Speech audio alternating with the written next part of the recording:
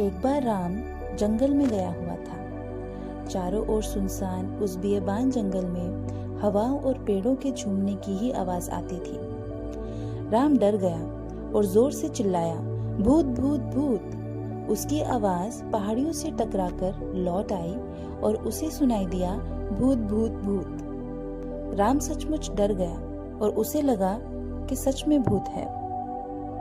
अब की बार उसने जोर से चिल्लाया, क्या तू मुझे खाएगा? पहाड़ों से टकराकर उसकी आवाज फिर से लौट आई और उसे समझ आया कि भूत उससे पूछ रहा है। तब राम बोला, हाँ मैं तुझे खाऊंगा।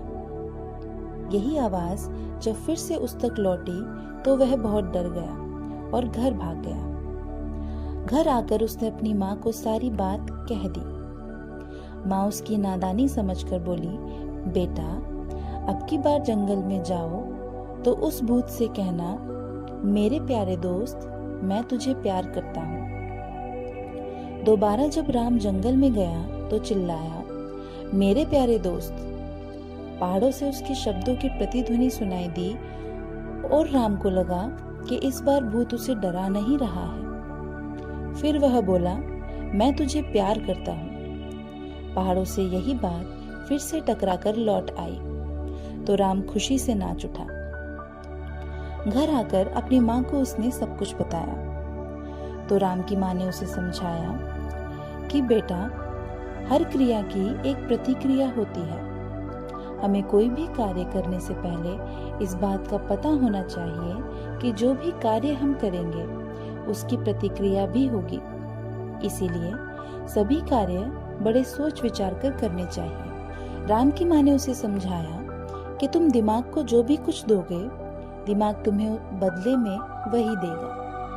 अगर तुम दिमाग को टेलीविजन की बातें दोगे तो दिमाग एग्जाम में तुम्हें बदले में टेलीविजन की बातें ही देगा। लेकिन तुमको दिमाग से एग्जाम में क्या चाहिए?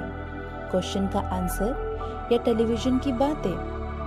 अगर क्वेश्चन का आंसर चाहिए तो तुम दिमाग को डेली क्वेश्चन का आंसर देना शुरू करो। दिमाग को डेली किताब पढ़ने में लगाओ ताकि तुमको एग्जाम के समय दिमाग क्वेश्चन का आंसर दे और तुम अच्छे मार्क्स प्राप्त करो। क्योंकि प्रकृति का नियम है, जो भी तुम बोते हो बदले में वही मिलता है।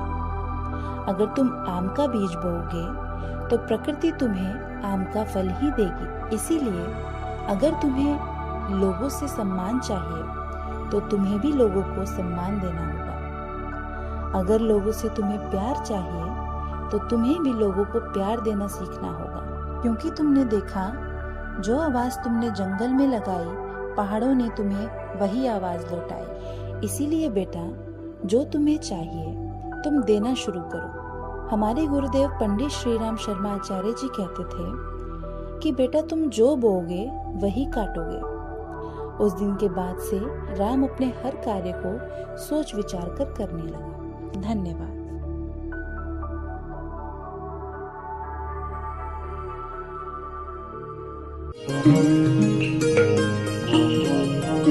हमारे YouTube चैनल को सब्सक्राइब करें और बेल आइकन को दबाएं ताकि आपको नोटिफिकेशंस मिलते रहें।